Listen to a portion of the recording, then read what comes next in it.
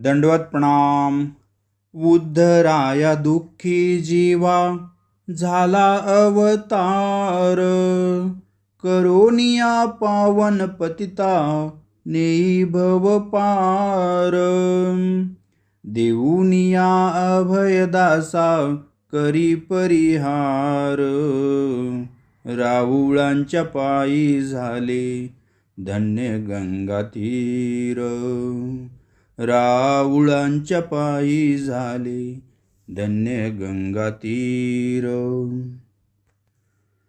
सर्व प्रकारचे सेवादास्य करण्यासाठी कायम तत्पर आणि कार्यकुशल वयोवृद्ध तपस्विनी माता महानुभाव पंथाचे पहिले आचार्य श्री नागदेवाचार्य यांच्या आई, ज्यांना दोन्ही देवांचे सन्निधान लाभले, अशा या भाग्यवान भक्ताला सर्वज्ञांनी खास करून श्री प्रभुबाबांच्या सेवेसाठी पाठवले होते, ज्यांना श्री प्रभुबाबांची सर्व सेवा करण्याचा अधिकार सर्वज्ञांकडून प्राप्त झाला होता। अशी माता की जिला सर्वज्ञांची दृष्ट काढण्याचे भाग्य लाभले होते।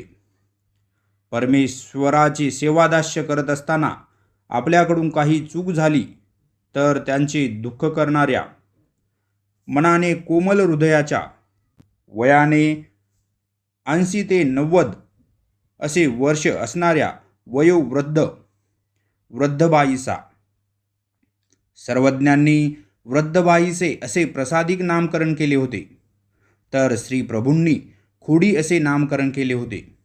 अशा या भाग्यवान भक्ताला देवानेच देव दिला होता। या माऊलीचे पंथावर अनेक उपकार आहेत, जर त्या नसत्या तर आज हा पंथ आपणाला दृष्टीस दिसला नसता। अशा भक्ताच्या सेवादास्यामुळे राहुळांनाच भक्ताचा देव व्हावा लागले। परमेश्वर अशा भक्ताव्यतिरिक्त दुसऱ्या कोणाकडूनही पाणीसुद्धा स्वीकार करत नव्हते। ज्या भक्ताला परमेश्वराने स्वतः नवीन वस्त्र दिले, असे हे वस्त्र विधात्याची सेवाच की, या भक्ताचे परमेश्वराने तिन्ही ताप दूर केले होते। अशा या थोर भक्ताच्या पूजेचा स्वीकार दोन्ही अवतारांनी स्वीकार केलेला होता। जो भक्त निष्काम परमेश्वराची भक्ती करतो, परमेश्वरावर परमप्रेम करतो, देव माझा व मी देवाचा या वचनाचे तंतोतंत पालन करतो, अशा या भाग्यवान स्त्रीभक्त महानुभाव पंथाची माय माऊली अनुसरलेली तपस्विनी आबाईसा यांचे जीवनचरित्र आज आपण श्रवण करणार आहोत। मंडळी, जीवनचरित्र या भागामध्ये आपण महानुभाव पंथातील थोर भक्त, त्यांचा परिचय, त्यांच्या वेधाला, बोधाला व अनुसरणाला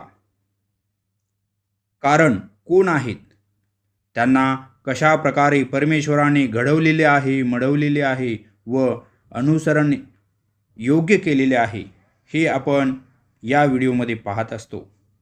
तसेच त्यांच्या कार्याचा आढावासुद्धा आपण या व्हिडिओच्या माध्यमातून घेणार आहोत। आबे आबाईसा, प्रसादिक नाव वृद्धबाईसा, पतीचे नाव माधव भट। माधव भट व आबाईसा या दाम्पत्याला सारंग पाणीभट, नागदेव, वैजोबा, कान्होबा व उमाईसा अशी त्यांना अपत्य होती।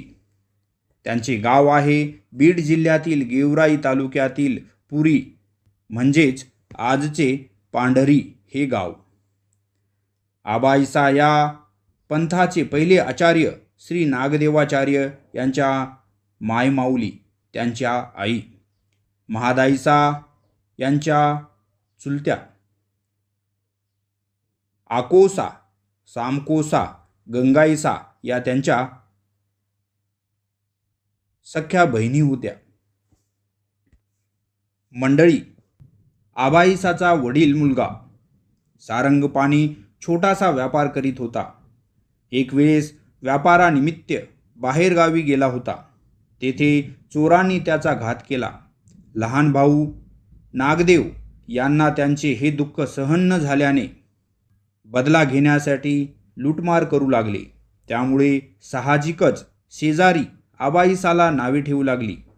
संसाराची राखरांगोळी झालीच, पण आत्म्याची होऊ नये म्हणून त्यांनी संन्यास घेण्याचे ठरवले. रामसगावला येऊन सिद्धनायकाच्या देवळाजवळ एक छोटीशी पर्णकुटी, लहानशी पर्णकुटिका बांधून बालवयात विधवा झालेली मुलगी उमाईसा व पुतणी महादाईसा यांच्यासोबत राहू लागली. त्या तेथे कृष्णचंद्रायन व्रत करीत होत्या. त्यांच्या वेधाला कारण आहेत ते म्हणजे दादोस. रामसगावलाच त्यांची भेट दादोस यांच्याशी झाली. दादोसांनी सर्वज्ञांकडून काही ज्ञान मागून घेतले होते व त्या ज्ञानाच्या भरावर ते दुसऱ्या जीवाला ज्ञान देत होते. त्यांच्या याच ज्ञानामुळे ते आबाईसाला भागवत कथा सांगत असल्यामुळे त्यांना स्थित्यानंद झाला होता. मंडळी, विचार करण्यासारखी गोष्ट आहे की दादोसांनी विधात्याकडून ज्ञान घेऊन जर दुसऱ्याला दिले तर त्या तिसऱ्या व्यक्तीला, तिसऱ्या जीवाला आनंद मिळतो.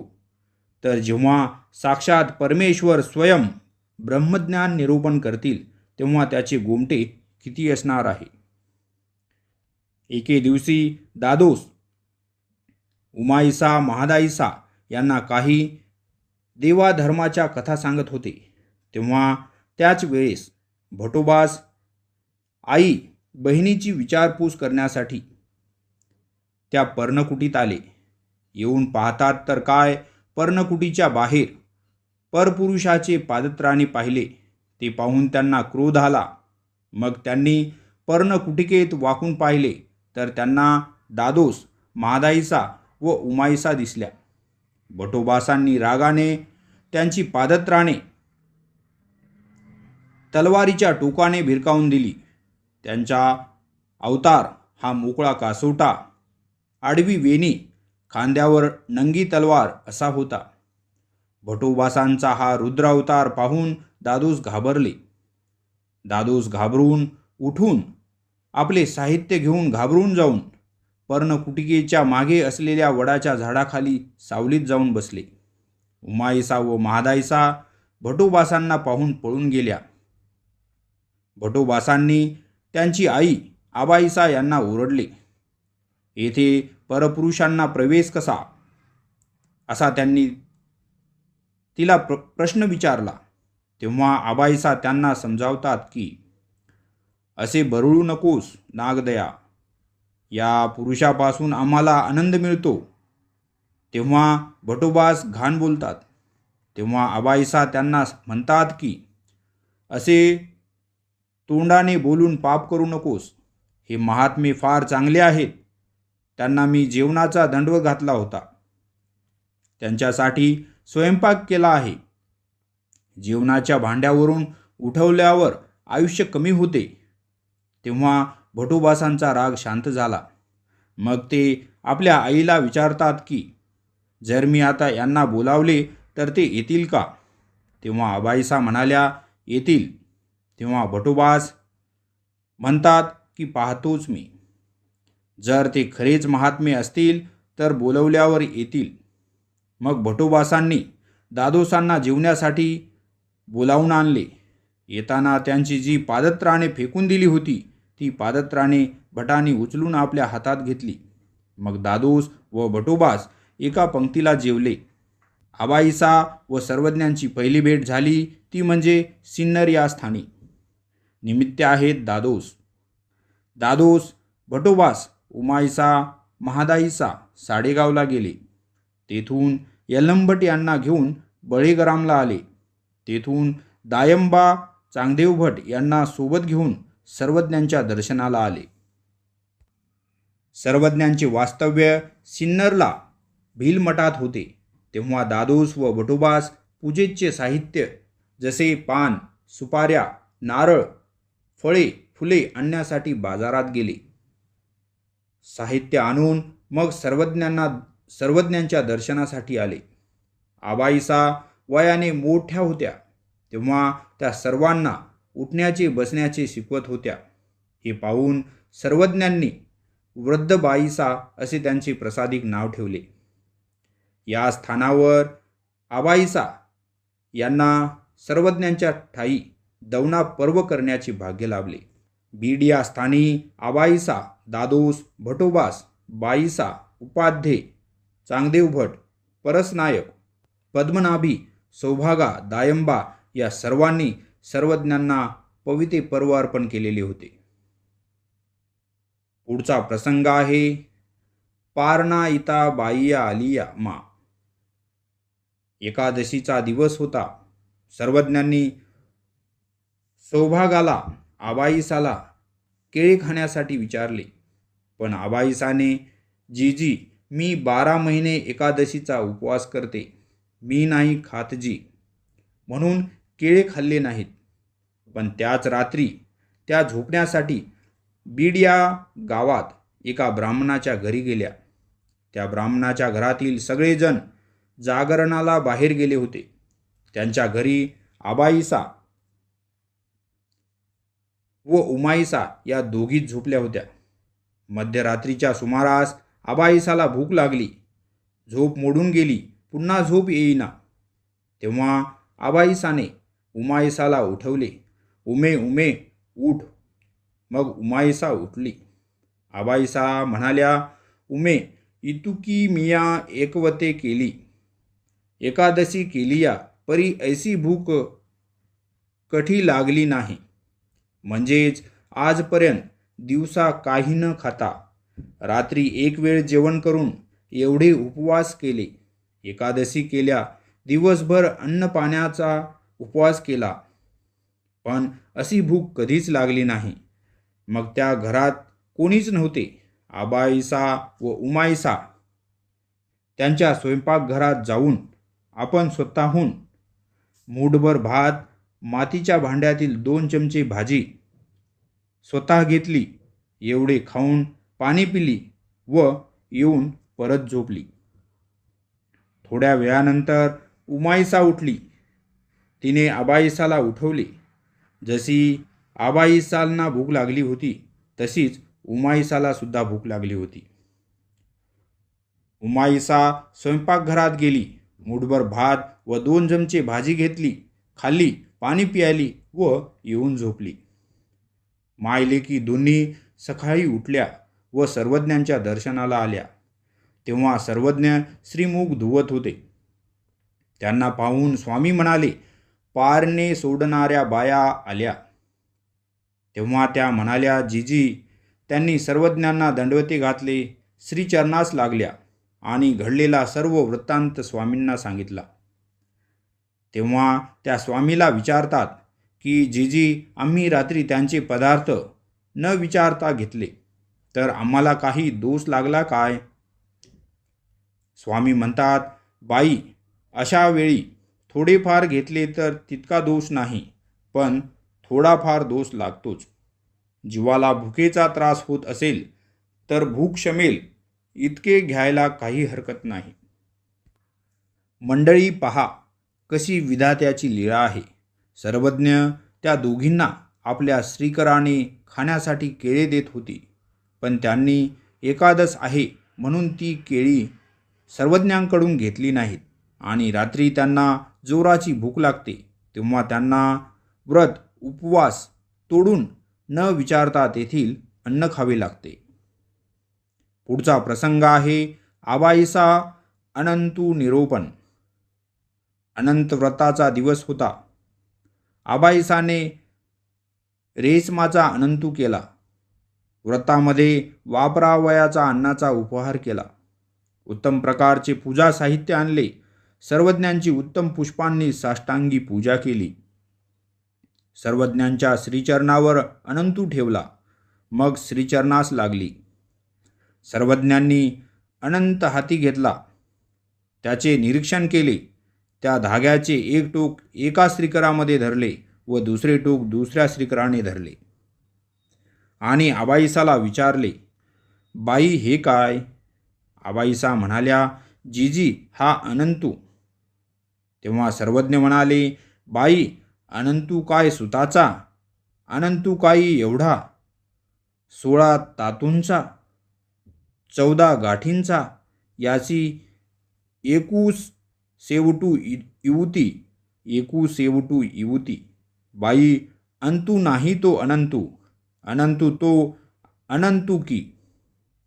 सर्वज्ञ म्हणाले, बाई अनंतू काय 16 धाग्याचा 14 गाठी दिलेला, त्याचे एक शेवट इकडे व दुसरे शेवट तिकडे, ज्याचा अंत लागत नाही तो अनंतू की. रान जोगेश्वरीला सर्वज्ञांनी आबाईसांचा तूप व पुऱ्या या उपहाराचा स्वीकार केलेला होता. आबाईसा दिढी उतरणे. लीळा आहे बीड येथे. महालक्ष्मीच्या देवळात सणानिमित्त यात्रा भरली होती. देवतेच्या दर्शनाला खूप लोक आली होती. तेव्हा सर्वज्ञ देवळातच बसलेले होते. तेव्हा लोकांनी सर्वज्ञांच्या दर्शनाला खूप गर्दी केली. तेव्हा सर्वज्ञांनी दिढीची प्रवृत्ती स्वीकारली, म्हणजेच दृष्टीची इच्छा स्वीकारली. सर्वज्ञांचे श्रीमुख सुकून गेले, डोळे लालबुंद झाले. हे पाहून आबाईसा बाईसाला म्हणाल्या, सर्वज्ञांना दृष्ट लागली आहे. तेव्हा बाईसांनी आबाईसाला दृष्ट काढण्यासाठी सांगितले. तेव्हा आबाईसा या मातेने सात घरची कुहुटी म्हणजे नासके पदार्थ घेऊन आली. मग सर्वज्ञांची दृष्ट काढली. तेव्हा कुठे सर्वज्ञांचे श्रीमुख पुन्हा पूर्ववत झाले. आबाईसा व सर्वज्ञांची तिसरी भेट झाली ती म्हणजे कनाशीला नान्नी मळ्या येथे. सर्व भक्तजनांना सर्वज्ञांच्या ठाई दवना पर्व करण्याचे भाग्य लाभले. आबाईसा, दादोस, भटोबास, इंद्रभट, गौराईसा, महादाईसा, इंद्रोबा यांनी सर्वज्ञांच्या ठाई करंजखेड येथे पविते पर्व सर्वज्ञांच्या ठाई अर्पण केलेले होते. सर्वज्ञांचे वास्तव्य पाणूनाईकांच्या घरामध्ये 2 महिने वास्तव्य होते. करंजखेडला असताना आबय्या मयूर लेखनी म्हणणे. एके दिवशी सर्वज्ञ आबाईसाला पुसिले, बाई तुम्ही चित्र पांडू जाना, म्हणजे बाई तुम्हाला चित्र काढता येतात का? तेव्हा आबाईसा म्हणतात, जी मला चित्र वगैरे काढता येत नाहीत, पण मी मोर लिहू जाणे की. याचाच अर्थ की त्यांना मोर काढता येत होता. सर्वज्ञ म्हणाले, तर मग आम्हाला दररोज 2 मोराचे चित्र काढून दाखवा. मग आबाईसाने रंग जमवले. आबाईसा दररोज 2 मोर काढायची. सर्वज्ञ विहरण करून आल्यावर आबाईसाने काढलेल्या मोराचे निरीक्षण करायचे. तेव्हा सर्वज्ञ म्हणायचे, बाई याचा पंख चांगला नाही, याची चोच चांगली नाही, याचा पाय चांगला नाही, अशी चूक सांगायचे. दुसऱ्या दिवशी मग आबाईसा चांगले मोराचे चित्र काढायची. एखाद्या दिवशी एखादा मोर कमी राहिला तर सर्वज्ञ म्हणायचे, बाई आमचा 1 मोर तुमच्याकडे शिल्लक उधार राहिला आहे. मग आबाईसा दुसऱ्या दिवशी 3 मोर काढायची आणि म्हणायची, जीजी आज 1 मोर माझा सर्वज्ञांकडे शिल्लक आहे. असे करीत करीत आबाईसाने घराच्या 4ही भिंती मोराच्या चित्रांनी भरून काढल्या होत्या. तेव्हा सर्वज्ञ म्हणाले, बाई तुमचा विधी चरितार्थ झाला बरं. सर्वज्ञांच्या सन्निधानी असताना परमेश्वर आपल्या भक्ताला घडवून मडवून त्यांचे अज्ञान दूर करून त्यांना अनुसरण्यायोग्य करत असतात.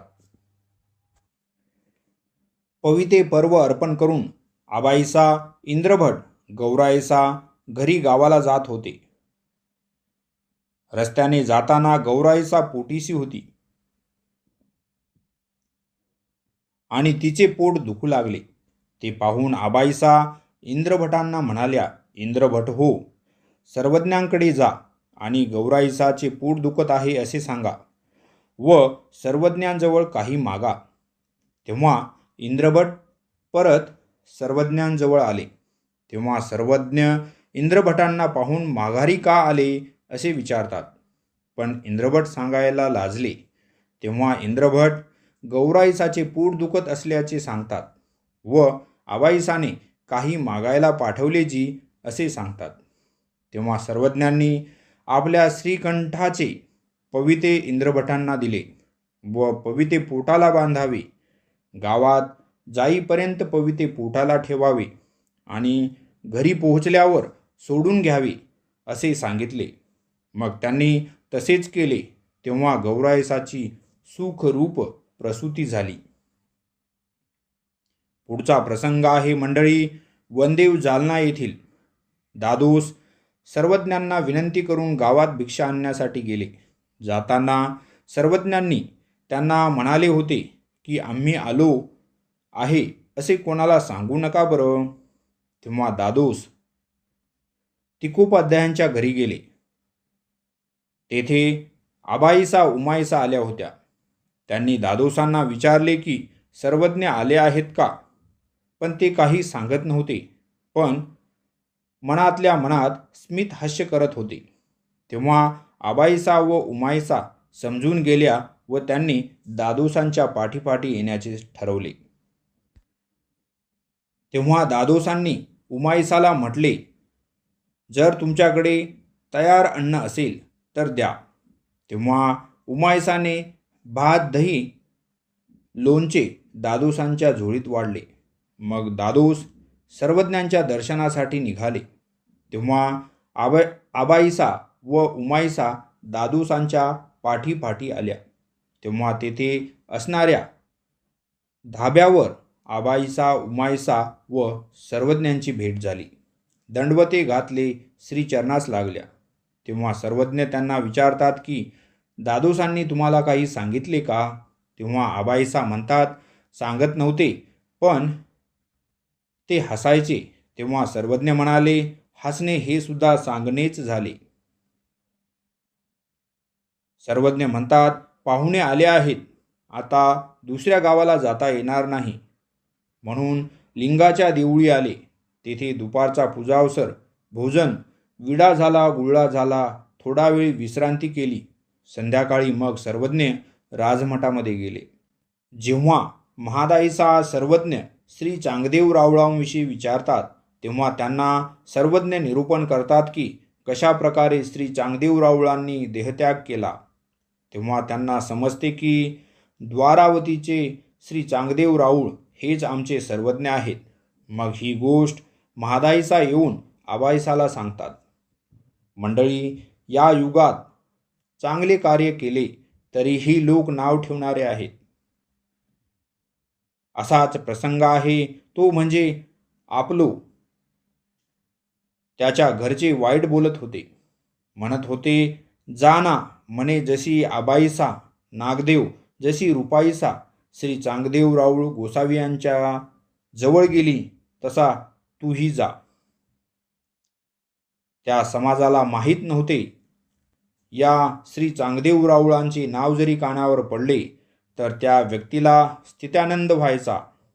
जीवाचे कल्याण करण्यासाठी तर सर्वज्ञ रानोराणी वनोवनी भक्तांसाठी भ्रमण करत होते. सर्वज्ञांचा भक्त परिवार होताच, पण सर्वज्ञांना आपले गुरु श्री प्रभू बाबांच्या सेवेची फार चिंता असायची.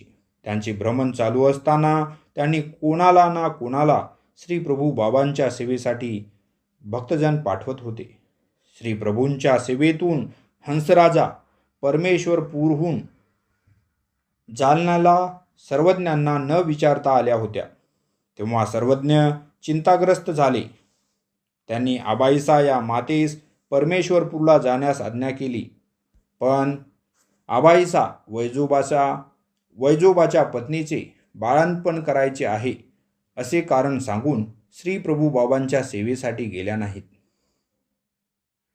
जालना येथे सर्वज्ञांचे वास्तव्य असताना उमाईसा विटाळसी झाली होती. तेव्हा आबाईसा या मातेने उमाईसाऐवजी स्वतः सर्वज्ञांसाठी स्वयंपाक केला. भटोबासांनी सर्वज्ञांची पूजा केली. सर्वज्ञांचे भोजन झाले. मग सर्व भक्तजनांचे भोजन झाले. नंतर सर्वज्ञांनी अबाईसाला व उमाईसाला रामसगावला जाण्यासाठी सांगितले. तेव्हा सर्वज्ञ म्हणतात, तुम्ही याते ओळखाल? तेव्हा अबाईसा म्हणाल्या, जीजी, आम्ही आपुलेया गोसावियांते समुद्राचा प्रांती ओळखोने. म्हणजेच जीजी, आम्ही आमच्या सर्वज्ञांना समुद्राच्या दुसऱ्या बेटावर दुसऱ्या वेशात जरी भेटले तरी ओळखू. मग त्या एकादशीच्या दिवशी रामसगावला गेल्या. देव आपल्या भक्तांची परीक्षा घेत असतात. त्यांना घडवून मडवून सन्निधानासाठी योग्य करत असतात. आबाईसांची परीक्षा घेण्यासाठी स्वामी घाईघाईने रामसगावला संगमेश्वराच्या देवळात आले. वायनायक सर्वज्ञांच्या पाठी मागून आले. त्यांनी सर्वज्ञांसाठी चादरीचे आसन टाकले. सर्वज्ञांनी आपल्या डोक्यावर उपरणे पांघरून घेतले व आसनावर बसले. तेव्हा वायनायक सर्वज्ञांसमोर ओठ्याखाली पाय मुडपून बसले. त्यावेळी तेथे अबाईसा देवळातील दिव्याची वात लावण्यासाठी आल्या. वात लावली व तेथे सर्वज्ञ आसनावर बसलेले आहेत ते न पाहता आपल्या गुंफेत गेली. गुंफेत जाऊन उमाईसाला म्हणाल्या, उमे उमे, या वायनायकाला काय झाले बघ. कुठली तरी एक बाई आणली आहे. तिला ओट्यावर बसवले व आपण खाली बसला आहे. म्हातारा झाला तरी याचे चाळे काही गेले नाहीत, असे उमाईसाला सांगून आबाईसा गुंफेच्या अंगणात पाठमोरी उभी राहिली. तेवढ्यात बाईसा तेथे आल्या व पाठीमागून त्यांनी आबाईसाचे डोळे झाकले. तेव्हा आबाईसा मनात विचार करू लागल्या की माझी चेष्टा मस्करी करणारे तर येथे कोणीच नाही. मग माझे डोळे कोणी झाकले असावेत? असा मनात विचार करून आबाईसाने हात चाचपून पाहिले. तेव्हा हाताची बोटे त्यांना बाईसासारखी वाटले. तेव्हा आबाईसा म्हणाल्या, कोण बाईसा आहेत का? असं म्हटल्यावर बाईसांनी हात सोडले.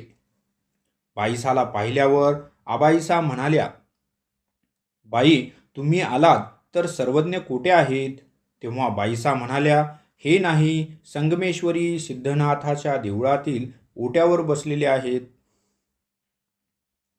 हे ऐकून आबाईसाला फार दुःख झाले, कारण की तिने अंधारात सर्वज्ञांना न ओळखून वायनायकाबद्दल अन्यथा कल्पना केली होती. मग परत आबाईसाने उमाईसाला खरे काय आहे ते सांगितले. मग लगेचच पूजेचे साहित्य घेऊन सर्वज्ञांच्या दर्शनाला आल्या. सर्वज्ञांना दंडवते घातले. श्री चरणास लागली. तेव्हा सर्वज्ञ म्हणतात, हे काय बाई, तुम्ही तर म्हणत होत्या आम्ही तुम्हाला समुद्राच्या पलीकडे दुसऱ्या प्रदेशात गेल्यानंतर सुद्धा ओळखू, आणि आज आमच्या कोपराला कोपर घासून गेलात तरी तुम्ही आम्हाला ओळखले नाही. हे कसं काय बरं? तेव्हा आबाईसा सर्वज्ञांना म्हणाल्या, जीजी, आपण जर ओळख करून दिली असती तर आम्ही आपणाला ओळखू शकतो जी. तेव्हा सर्वज्ञांनी तेथे तैल्यकार युग्मा स्थिती ही गोष्ट सांगितली. मग आबाईसाने सर्वज्ञांचे श्रीचरण क्षाळन केले, चरणोदक घेतले. आबाईसाने सर्वज्ञांची पूजा केली. माणिक दंड या स्थानावरून जेव्हा स्वामी रामसगावला पोहोचले तेव्हा संध्याकाळ झाली होती. बाईसा आबाईसांना म्हणाल्या, बाबांची बहुत दिस मादणे नाही तरी पाणी ठेवा. मग आबाईसाने घागरीत पाणी गरम करायला ठेवले. उटणे तयार केले आणि सर्वज्ञांना स्नानासाठी वस्त्र देत स्नानाची विनंती केली. तेव्हा सर्वज्ञ म्हणाले, बाई, आता ना पहानपट्टी करा. म्हणजे बाई, आता नको, उद्या पहाटे स्नान करू. मग सर्वज्ञांची निद्रा झाली. मध्यरात्री आबाईसा सर्वज्ञांसाठी पाणी तापत ठेवण्यासाठी उठल्या. तेव्हा सर्वज्ञ त्यांना म्हणाले, बाई झोपा, अजून रात्र फार मोठी आहे. मग आबाईसा झोपल्या. पहाटे आबाईसा उठल्या. दिव्याची वात लावली, पाणी गरम करायला ठेवले. आबाईसाने स्त्रीमूर्तीला उठणे लावले. सर्वज्ञांचे स्नान झाले. सर्वज्ञांना वस्त्र दिले. मग सर्वज्ञ आसनावर बसले. सर्वज्ञांचे वास्तव्य साडेगावला असताना आबाईसा व लाखाईसा यांची भेट झाली. त्या दोघी नातेवाईक होत्या, म्हणून आबाईसाने लाखाईसाला आपल्या घरी घेऊन गेली. पण लाखाईसोबत रानाईसा सुद्धा होती. तिला एकटीला सोडून लाखाईसा आबाईसा यांच्या घरी गेल्या. इकडे रानाईसाला फार भूक लागली होती. पण लाखाईसा व रानाईसा या दोघींची सिदोरी एकत्र होती. तेव्हा सर्वज्ञ रानाईसाला जेवण्यासाठी सांगतात. पण रानाईसा जेवत नाही, कारण की जेव्हा लाखाईसा येईल तेव्हाच जेवण करू असे ती सांगते. तेव्हा सर्वज्ञ त्यांना उद्देशून म्हणतात, बाई, स्वातंत्र्य हा मोक्षू, प्रतंत्र्य हा बंधू. तेव्हा सर्वज्ञांनी रानाईसाला कसे राहावे, कशी भिक्षा करावी, कसे वस्त्र वापरावे असे निरूपण करतात. मग दिवस मावळण्याच्या सुमारास लाखाईसा आली व रानाईसाला म्हणाल्या, रानाई, तू जेवण केलेस का? तेव्हा ती नाही म्हणते. तेव्हा लाखाईसा तिला आंबील भात वाढत असते. तेव्हा ते पाहून स्वामी तिला दहीभात वाढण्यासाठी सांगतात. त्याच वेळेस सर्वज्ञ तिला अनुसरण्यासाठी म्हणतात, पण रानाईसा अनुसरत नाहीत. संध्याकाळी आबाईसांचा उपहार आला. सर्वज्ञांचा सायंकाळचा पूजावसर झाला. भोजन झाले, गुळा झाला, विडा झाला. तेव्हा सर्वज्ञांनी तेथील मैरादेवीच्या देवळात पहुडू झाला. साडेगाववरून सर्वज्ञ पांढरीला जाण्यासाठी निघाले. गंगेतून दोणी म्हणजे होडीतून जावे लागत होते. तेव्हा सर्वज्ञ म्हणाले, दोणी घाला गा. तेव्हा नावाड्याने महाजनांनी शपथ घातली आहे म्हणून होडी चालवली नाही. तेव्हा सर्वज्ञांनी स्वतः होडी चालवली. होडीत बाईसा, आबाईसा, रानाईसा व नावाडी होते. सर्वज्ञांनी दोन्ही श्रीकरामध्ये 2 हल्ले घेऊन होडी वल्हवू लागले. होडी वल्हवत धारेवरून सरळ ओळीत पलीकडच्या तीराला घेऊन आले. अशी होडी चालवल्याने नावाड्याने आश्चर्याने म्हटले, अशा प्रकारची होडी कोणीच वल्लू शकत नाही. आमचे संपूर्ण आयुष्य होडी वल्लवण्यात गेले, पण अशा प्रकारे होडी वल्लवण्याची माहिती आम्हाला नाही. आम्ही इतकी सरळ होडी नेऊ शकत नाही. देव हा भावाचा भुकेला. देवाला प्रसन्न करण्यासाठी फक्त भाव लागतो. असाच प्रसंग आहे आगर नांदूर येथील. सामकोसा ही आबाईसाची बहीण होती. तिचा मुलगा वारला होता. एकदा तिचा मुलगा तिच्या स्वप्नात आला व म्हणाला, आई, मला जेवायला दे ना. तेव्हा सामकोसाने म्हटले, काय जेवायला देऊ रे बाळा? त्याने स्वप्नात म्हटले, दहीभाताचे जेवण दे. तेव्हा सामकोसा आबाईसाकडे साडेगावला आली. तिला पडलेले स्वप्न आबाईसाला येऊन सांगितले. तेव्हा आबाईसाने तिला सांगितले की तू सर्वज्ञांना भोजन दे. मग दोघीही उपहार घेऊन नांदूरला आल्या. सर्वज्ञांना दंडवते घातले, श्रीचरणास लागल्या. तेव्हा आबाईसाने घडलेला सर्व वृत्तांत सर्वज्ञांना सांगितला. तेव्हा स्वामी म्हणाले, तरी काय बाई, तुमचे या पुत्रा होवावे. तेव्हा सामकोसा म्हणाल्या, हे काय जी, सर्वज्ञ कसे मुलगा? तेव्हा मग स्वामी म्हणतात, तुम्हीच तर म्हणत आहात की तुमच्या मुलाने तुमच्या स्वप्नात येऊन जेवण मागितले, तेव्हा आम्हाला भोजन देत आहात, तर मग आम्ही तुमचे पुत्र होऊ. दही भात उन्हाने तापला होता म्हणून खराब झाला होता. तेव्हा सर्वज्ञ म्हणाले, बाई आणा.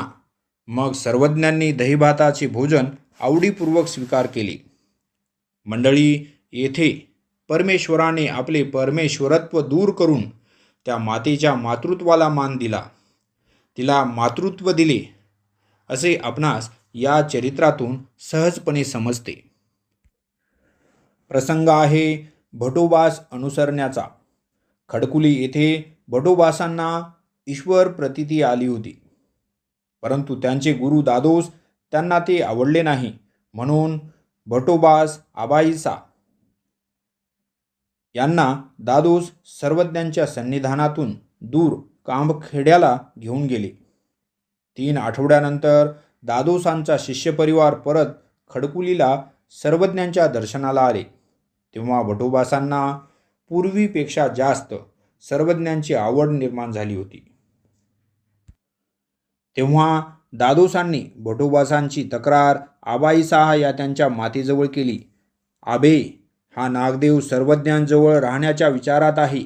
हा जर का सर्वज्ञांजवळ राहिला तर तुम्ही मात्र भाकर तुकड्याला अन्न पाण्याला महाग व्हाल, हे लक्षात ठेवा. तेव्हा आबाईसाने भटोबासांना बोलावून विचारले, हा नागदेव, तू म्हणे सर्वज्ञांना अनुसरणार आहेस असे ऐकायला मिळाले. तेव्हा भटोबासांनी त्यांच्या आईला समजावले की मी कोणतेही काम विचार केल्याशिवाय निर्णय घेत नाही किंवा कोणतेही काम एकदम करीत नाही. मग आबाईसा गप्प राहिल्या. तेव्हा दादोसांनी सर्वज्ञांना भटोबासांची तक्रार केली, पण तरीही त्याचा काही फायदा झाला नाही. मग दुसऱ्या दिवशी दादोस व त्यांचा शिष्यपरिवार म्हणजेच भटोबास, आबाईसा, उमाईसा, महादाईसा असा परिवार निघाला. बऱ्याच दूर अंतरावर गेल्यावर भटोबासांनी ठरवले होते की आता सर्वज्ञांना अनुसरायचे. मग शौचाला जायचे म्हणून आपल्या जवळचे गाठोडे त्यांनी आबाईसाकडे दिले व परत सर्वज्ञांजवळ येऊन त्यांनी तेथे सर्वज्ञांना अनुसरले. मंडळी, आत्मकल्याणासाठी आपल्या स्वतःच्या नातेसंबंधियांचा, गावाचा, देशाचा त्याग करणे अत्यंत आवश्यक आहे. आबाईसा अधूनमधून चौपदी सर्वज्ञांजवळ गात होती. तेव्हा सर्वज्ञांनी त्यांना गीत विखो म्हणून सांगितले. गीतामुळे पुरुष धर्मापासून, ईश्वरभक्तीपासून दूर जातो असे निरूपण केले.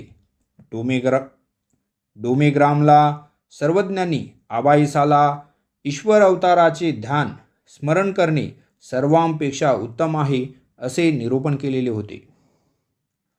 साधनदात्याला आपल्या गुरूंची फार चिंता होती. सर्वज्ञ आपल्या परिभ्रमणाबरोबरच श्री प्रभुबाबांच्या सेवेची सुद्धा फार काळजी घेत होते. जालन्याला सर्वज्ञांचे वास्तव्य असताना हंसराजा श्री प्रभुबाबांच्या सेवेसाठी रुद्धपूरला होत्या, पण त्या तेथून सर्वज्ञांच्या भेटीला आल्या होत्या. तेव्हा सर्वज्ञांनी श्री प्रभुबाबांच्या सेवेसाठी आबाईसाला पाठवत होते. तेव्हा आबाईसाने वैजूच्या पत्नीचे बाळंतपण करायचे आहे म्हणून गेल्या नव्हत्या. तेव्हा मग सर्वज्ञांनी भाऊबीजेच्या दिवशी महादाईसा, हंसराजा, भटोबास, दादोस यांना जालन्यावरून रुद्धपूरला पाठवलेले होते. सर्वज्ञांचे वास्तव्य पैठणला होते. तेव्हा हंसराजा रुद्धपूरवरून सर्वज्ञांच्या भेटीसाठी आल्या. तेव्हा सर्वज्ञ श्री प्रभुबाबांसाठी चिंता करू लागले. आता श्री प्रभुबाबा काय खातील, कुठले पाणी पितील असे म्हणत सर्वज्ञांनी चिंता स्वीकारली. तेव्हा आबाईसा सर्वज्ञांच्या सन्निधानी होत्या. त्यांना रुद्धपूरला जावे असे वाटत होते, पण सर्वज्ञांना विचारण्याची हिंमत होत नव्हती, कारण जालन्याला असताना सर्वज्ञांनी रुद्धपूरला जाण्यास सांगितले होते. तेव्हा त्या गेल्या नव्हत्या. तेव्हा त्यांनी बाईसांकरवी सर्वज्ञांना विनंती करण्यासाठी सांगितले. तेव्हा सर्वज्ञ म्हणाले, ये जातील तरी लेकी सुनांची बाळंतपणे कवन करील. असे ऐकल्यावर आबाईसाला फार दुःख झाले. परत आबाईसा बाईसाला पुन्हा विनंती करण्यासाठी सांगतात. जर बाबा मला ह्या वेळा पाठवतील तर मी नक्की जाईन. तेव्हा सर्वज्ञ काहीच बोलले नाहीत. पुन्हा आबाईसाला फार दुःख झाले. थोड्या वेळानंतर सर्वज्ञ म्हणाले, तर त्या एकट्या जातील. तेव्हा आबाईसा म्हणाल्या, होजी मी एकटी जाईन. तेव्हा सर्वज्ञ म्हणाले, आताच निघू नका. दायंबा यांच्या सोबत तुमची सोय लावून देऊ, तेव्हा जा. मग रुद्धपूरला जायचे म्हणून आबाईसाने सर्वज्ञांसाठी उपहार केला. पुऱ्या बनवल्या. मग बाईसा पुऱ्या घेऊन आल्या आणि म्हणाल्या, बाबा, आबाईसाने केवढ्या मोठमोठ्या पुऱ्या केल्या आहेत. नेसायला पुरेल एवढी पुरी आहे. तेव्हा सर्वज्ञ म्हणाले, ये देव सुगरण की.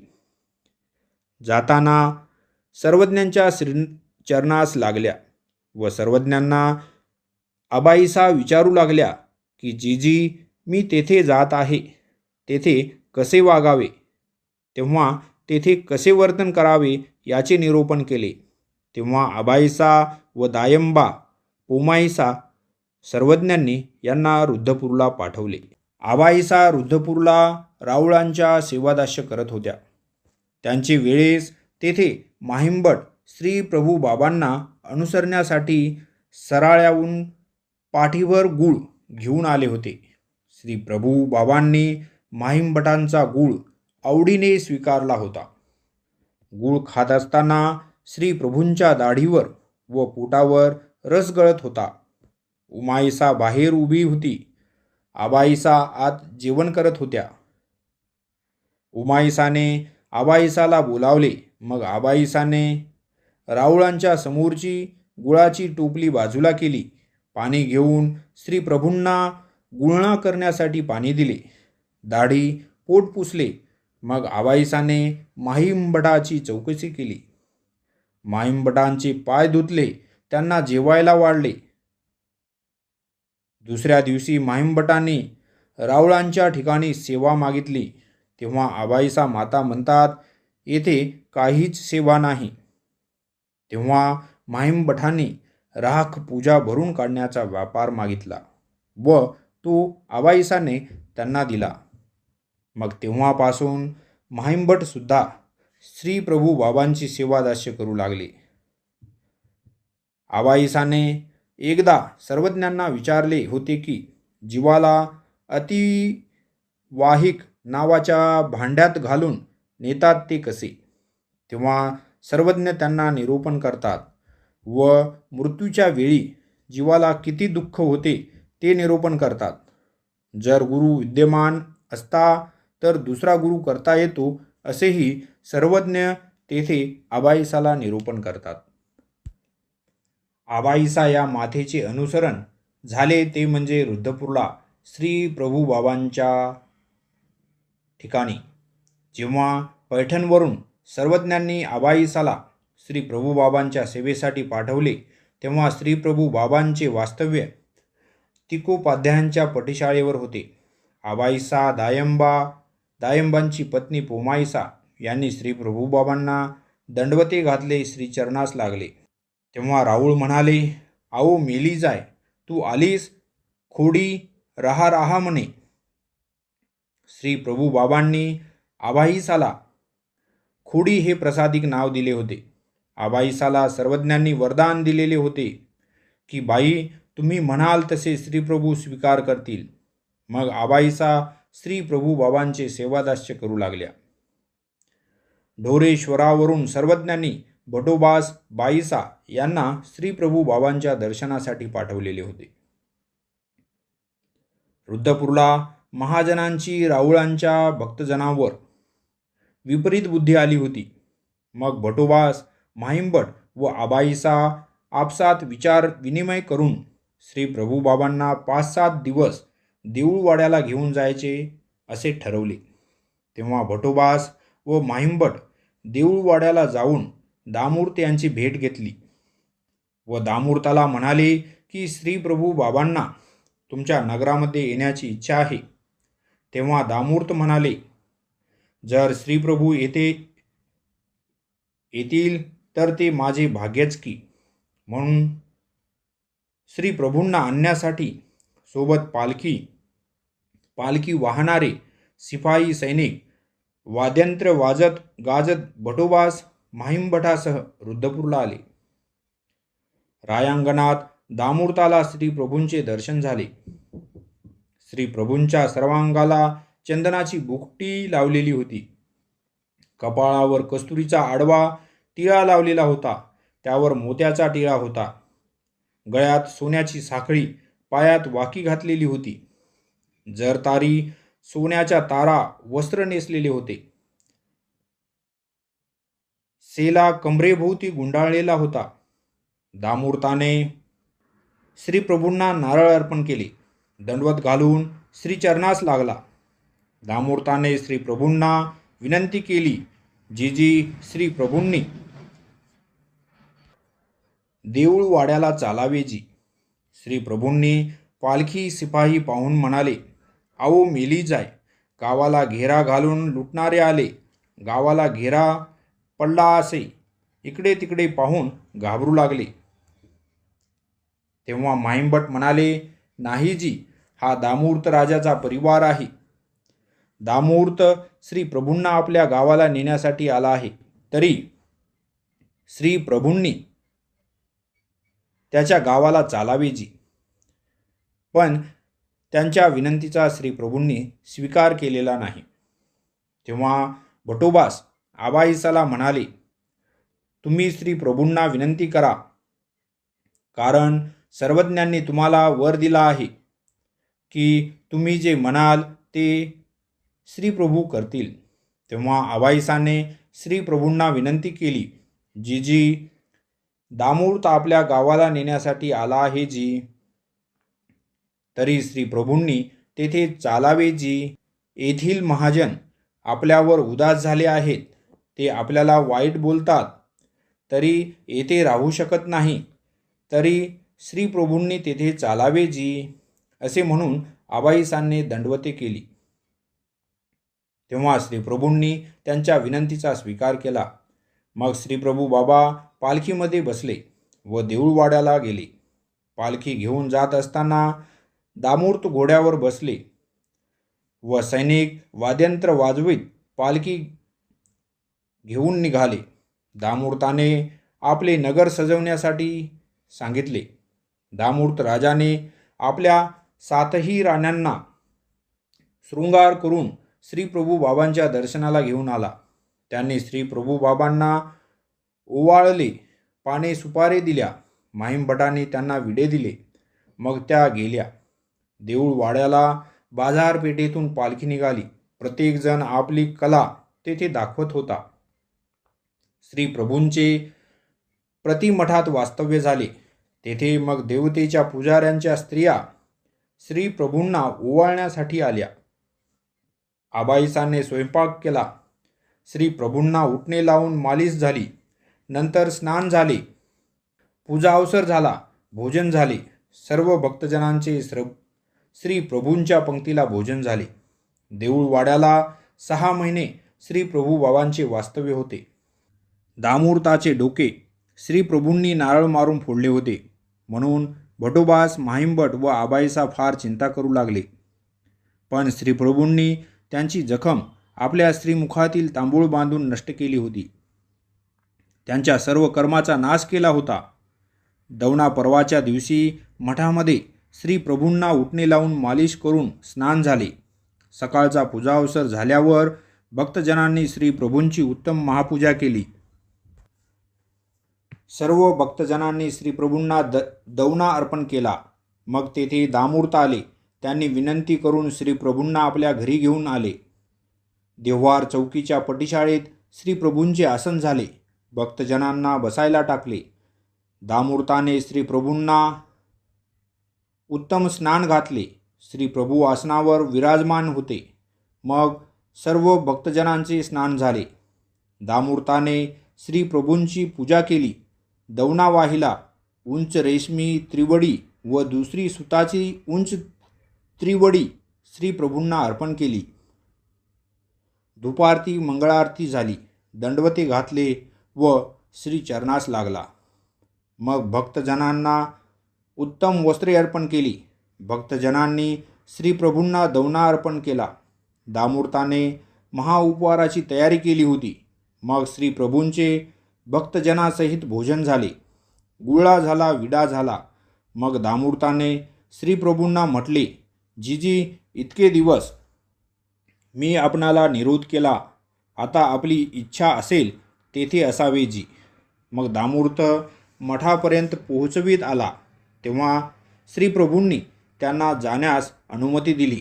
मग दामूर्त श्रीचरणास लागले व गेले. मग श्री प्रभूंची तेथे निद्रा झाली. कमळा राणीच्या विनंतीचा व पूजेचा श्री प्रभूंनी स्वीकार केला. मग दुसऱ्या दिवशी सर्व भक्तजनांसहित श्री प्रभू रुद्रपूरला निघाले. दामूर्त व गावातील प्रतिष्ठित महाजन श्री प्रभूंना निरोप देण्यासाठी आले. दामूर्त हे तर माधानपर्यंत श्री प्रभूंना पोचवण्यासाठी आले होते. आर्य वेश नट धारण करुणी पूर्वी जनांची काज. जय जय गोविंद जय प्रभुराज. मंडळी, आपण श्री प्रभू बाबांच्या व आबाईसा यांच्या अगम्य लीळा श्रवण करत आहोत. एके दिवशी श्री प्रभू बाबा नगरामध्ये गेले होते. श्री प्रभूंना भोजनासाठी उशीर झाला म्हणून आबाईसा श्री प्रभूंना आणण्यासाठी गेल्या. विनवून घेऊन येत होत्या तेव्हा केशव नाईकांच्या घराच्या कोपऱ्याजवळ काही कुत्रे उभी होती. ती चावतील म्हणून श्री प्रभू भय स्वीकार करून मागे परतले. काही केल्या येत नव्हते. तेव्हा आबाईसाने त्या कुत्र्यांना म्हटले, अरे कुत्रे हो, जा इथून, आमच्या श्रीप्रभूंना येऊ द्या. मग ती कुत्रे निघून गेली. मग श्री प्रभू मठात आले. आबाईसाने श्री चरण धुतले, आसनावर बसले. भोजन झाले, गुळा झाला, विडा झाला. पावसाळ्याचे दिवस होते. श्री प्रभू बाबा मूळ विहिरीकडे गेले. सोबत माहिमभट व भटुबास होते.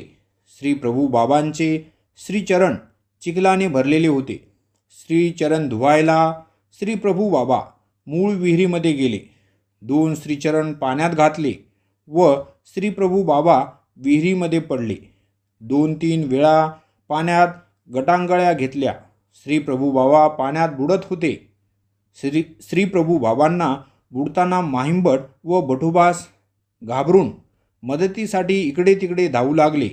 पण श्री प्रभू बाबांना पाण्यातून बाहेर काढण्यासाठी कोणीही पाण्यात उडी मारली नाही. हे पाहून राऊळ स्वतः बाहेर आले. त्यांनी म्हणाले, आओ मेली जाय, न घालीची म्हणे, खोडी असती तर घालीती म्हणे, नुरती म्हणे. म्हणजेच तुम्ही वाचवण्यासाठी पाण्यात उडी मारली नाही. पण इथे आबाईसा असती तर त्या पाण्यात नक्की उडी मारली असती. नंतर राऊळ मठात गेले. पलंगावर आसन स्वीकारले आणि आबाईसाला म्हणाले, आओ आओ, कुहे या ऐसेची गेले आणि ऐसेची पडिले, तू असतीसी तरी घालितीसी ओ म्हणे. तेव्हा आबाईसा काहीतरी काम करत होत्या. जेव्हा त्या मठात आल्या तेव्हा श्री प्रभू बाबा पुन्हा तसेच बोलत होते. त्यांचे बोलणे आबाईसाला कळाले नाही म्हणून त्यांनी माहिमभटांना विचारले. तेव्हा भटुबास आबाईसाला म्हणाले, श्री प्रभू बाबा आमचे भीतरी रूप पाहत आहेत व तुमचे भीतरी रूप पाहत आहेत असे म्हणून घडलेला सर्व वृत्तांत त्यांनी आबाईसाला सांगितला. तेव्हा पुन्हा श्री प्रभू म्हणाले, आओ मेली जाय, सांगते ओ, सांगते ओ. तेव्हा आबाईसाला काळजी वाटली व म्हणाल्या, ओकटे झाले होते, पानीय दिवा पाजळला होता, गोसावी बिजे करीते तरी काय करीतो असे म्हणून आबाईसा दुःख करू लागल्या. तेव्हा राऊळांनी त्यांची समजूत काढली. तेव्हा आबाईसा शांत झाल्या. अशा या आबाईसा माता कनवाळूमयाच्या मयाळू वृत्तीच्या होत्या हे असे आपणास या चरित्रातून सहजपणे समजते. आबाईसा या मातेने जेव्हा रुद्रपूरला सौभागा यांचा देहांत झाला तेव्हा आबाईसा व उमाईसा या मायलेकीने सौभागाच्या मृतदेहाला स्नान घातले, वस्त्र नेसविले, चंदनाचा टिळा लावला, गळ्यात फुलांची माळ घातली, मुखात तांबूळ घातले, जोगवटा घालून भिंतीला टेकवून मृतदेहाला बसवले होते. नंतर श्री प्रभू बाबा, दायंबा, भटोबास, माहिंबट, आबाईसा, उमाईसा सर्व अंत्ययात्रेला जाऊन सौभागाच्या मृतदेहाला अग्नी दिली. अशा प्रकारे दायंबाने पुत्रवत सौभागाचे अंत्यसंस्कार केले.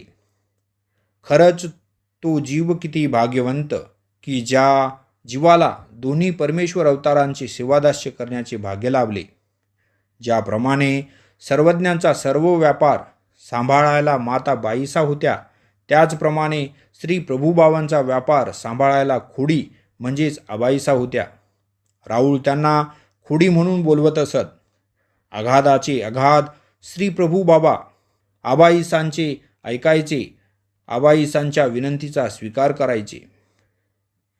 एके दिवशी महादाईसा व उमाईसा यांना आबाईसांचा हेवा वाटू लागला. त्या आपापसात म्हणू लागल्या, हे काही वो झाले, अखंड आबाईसीची सेवादास्य करावे, आम्ही का न करावे? आबाईसाचा देवो होय, काही आमचा देवो नव्हे. यांचे याची वाटे या देवो आला आणि काही असे म्हणून महादाईसा व उमाईसा यांनी मिळून राऊळांच्या उपहारासाठी स्वयंपाक केला व राजमठात राऊळांसाठी ताट वाढले. राऊळांच्या पूजा अवसर झाल्यानंतर राऊळ आरोग्नेसाठी गेले, पण त्यांना तेथे आबाईसा दिसल्या नाहीत. पण महादाईसा आणि उमाईसा या दोघी होत्या. तेव्हा राऊळांनी विचारले, अहो मेली जाय, खोडी काय मेली? तेव्हा आबाईसा म्हणाल्या, जीजी खोडी न मरे जी, देवे देवो दिधला, तो रुपेया उमेया हिरतला जी. म्हणजेच स्वामींनी मला राऊळ दिले, पण महादाईसा आणि उमाईसा या दोघींनी तो माझ्याकडून हिरावला. ऐसे ऐकताच राऊळांनी कोप स्वीकारला व रागात म्हणाले, आओ मेली जाय, महादी फेंदी म्हणे. मग राऊळ उमाईसाला रागावून म्हणाले, दर्भे याची दर्भे म्हणे. अशा प्रकारे राऊळ त्या दोघीवर कोपले. मग आबाईसाला राऊळ म्हणाले, आओ येना म्हणे. नंतर श्री प्रभू बाबांचा सर्व व्यापार आबाईसा मातेने केला. मंडळी, यावरून आपणास समजते की ज्याप्रमाणे सर्वज्ञांना बाईसाचा देव व्हावे लागले, तसेच येथे सुद्धा राऊळांना आबाईसाचा देव व्हावे लागले. श्री प्रभू बाबा कोणत्या वेळी कोणती लीळा करतील ते कोणालाच माहिती नव्हते. रुद्रपूर श्री प्रभू बाबांच्या पदस्पर्शाने पुनीत झाले होते. आबाईसाचा एक हात मोडलेला होता. तो हात बारीक वाकडा दिसत होता. श्री प्रभू बाबा आबाईसांजवळ गेले.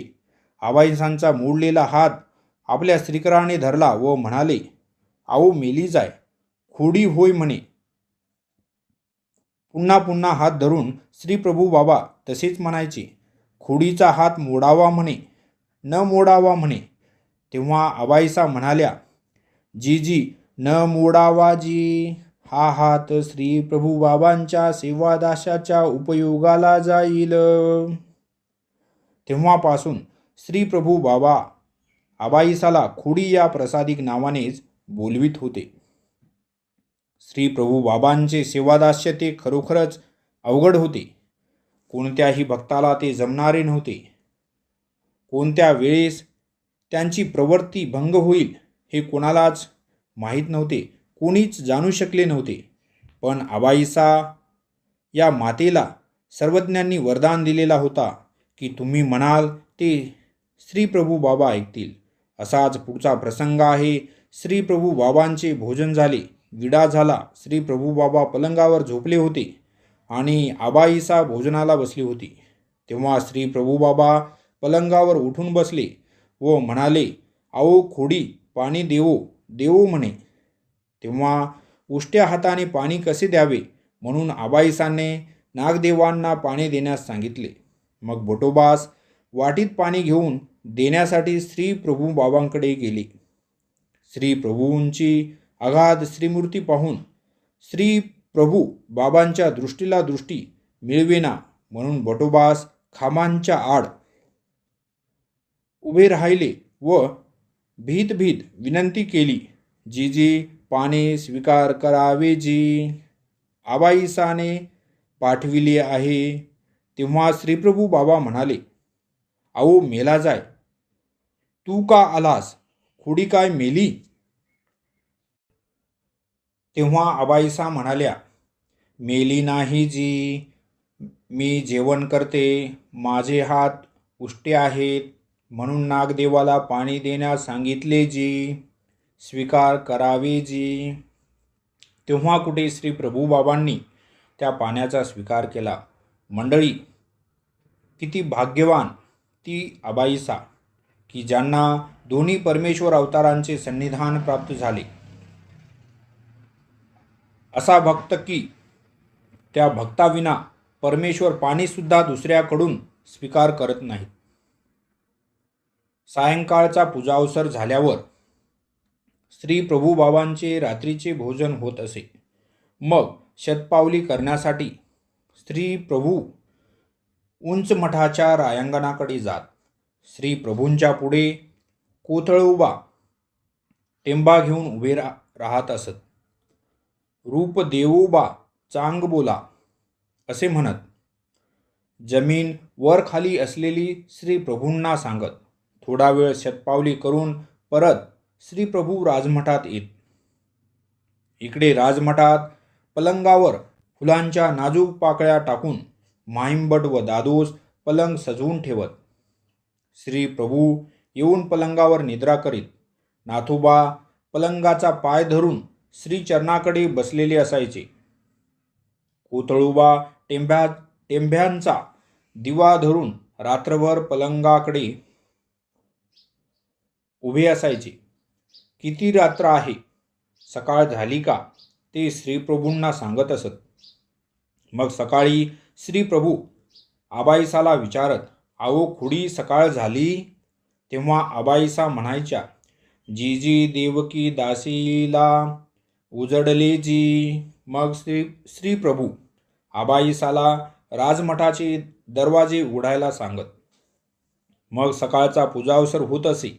अशा प्रकारे निर्गुण निराकार परमेश्वर श्री प्रभू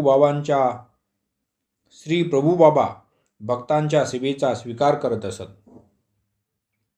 अशा या भाग्यवान प्रिय भक्तासाठी परमेश्वर वस्त्र घेतात. मंडळी, आपण सहजा पाहतो की भक्त परमेश्वराला अर्पण करण्यासाठी आपल्या ऐपतीनुसार काही ना काही घेतो.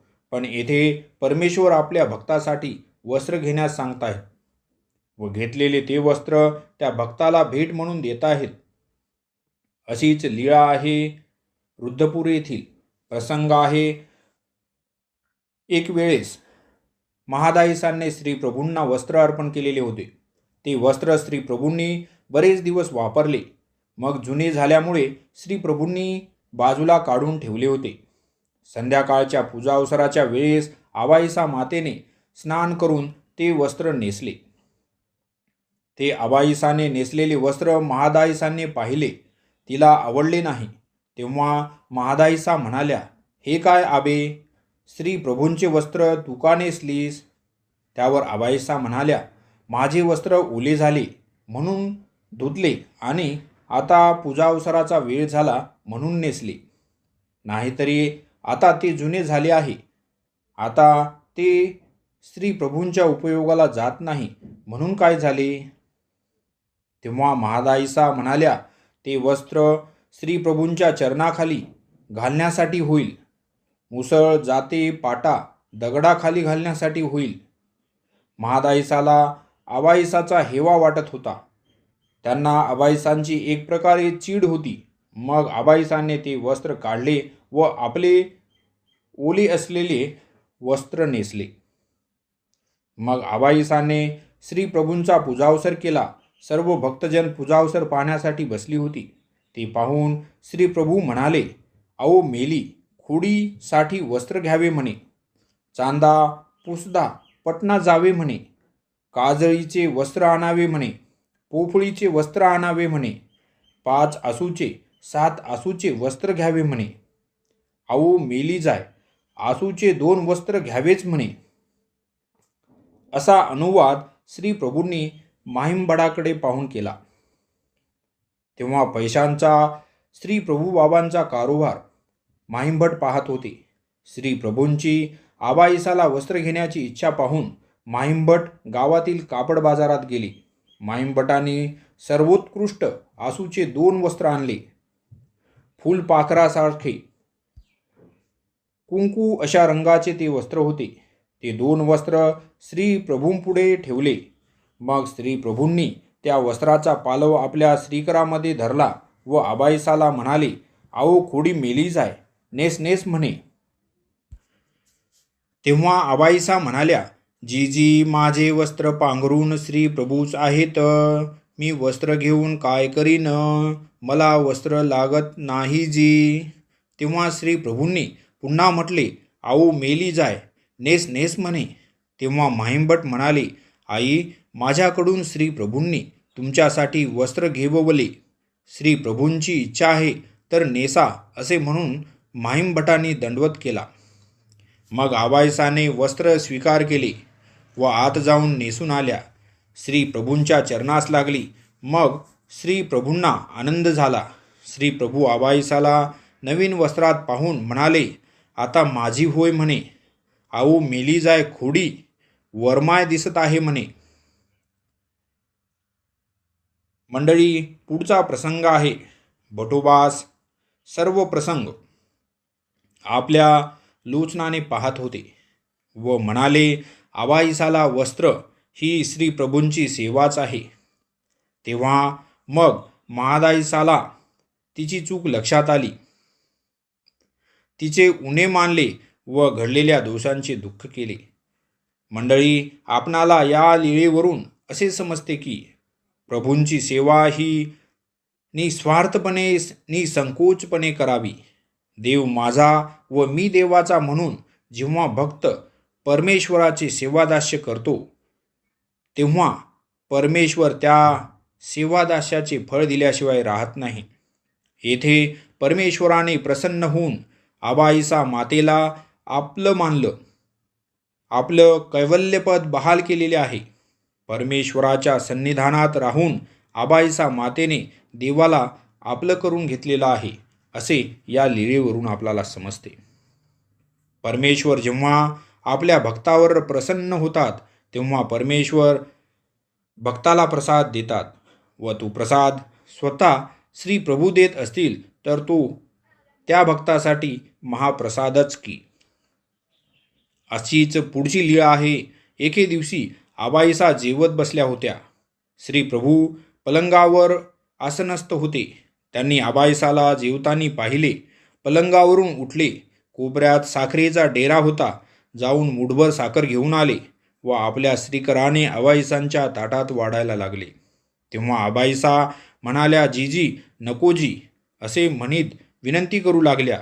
तेव्हा श्रीप्रभू म्हणाले, आओ मेली, घे घे, गोड आहे म्हणे. असे म्हणत श्री राऊळांनी आबाईसाला साखर वाढली. तेव्हा आबाईसा म्हणाल्या, नकोजी, श्री प्रभूंच्या भोजनाची साखर कशी वाढली जी.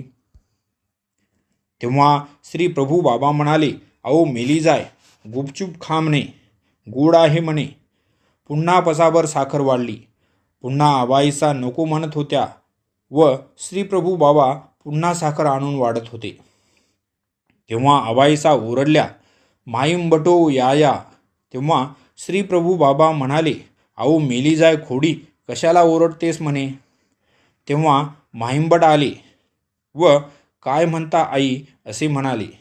तेव्हा माहिमबट येऊन पाहतात तर काय श्री प्रभू पलंगावर झोपलेले व त्यांना काहीच माहिती नाही अशा अवस्थेमध्ये होते. तेव्हा आबाईसा म्हणाल्या, साखरेचा डेरा बाहेर न्या, नाहीतर श्री प्रभू सगळी साखर वाढतील. तेव्हा माहिमभट म्हणाले, श्री प्रभू वाढतील तर तो महाप्रसादच की. मंडळी, श्री प्रभूंनी प्रसन्न होऊन येथे आबाईसा मातेला महाप्रसाद दिल्याचे या चरित्रातून आपल्याला समजते. शाश्वत पद जर हवे तुला तर कर ईश्वर भक्ती, अनन्यतेने सर्व परीने मग लागे मुक्ती. जय जय चक्रधरा, दाही दिशा उजळल्या, पावन झाली धरा. जर भक्ताला मोक्ष प्राप्त करायचा असेल तर त्या ईश्वराला त्या भक्ताने अनन्यतेने शरण गेले पाहिजे, अनुसरलं पाहिजे. आबाईसाच्या संसाराची राखरांगोळी तर झालीच होती. जीवाच्या आत्मकल्याणासाठी तिने परमेश्वराला शरण गेली. अशा या अनुसरणामुळे तिचे विधात्याने तिन्ही ताप दूर केलेले आहेत. तिन्ही ताप म्हणजे आदिदैविक, आदिभौतिक व आध्यात्मिक. श्री प्रभुबाबांना मौगरसूल वौसा ओवसने करण्याची इच्छा झाली होती.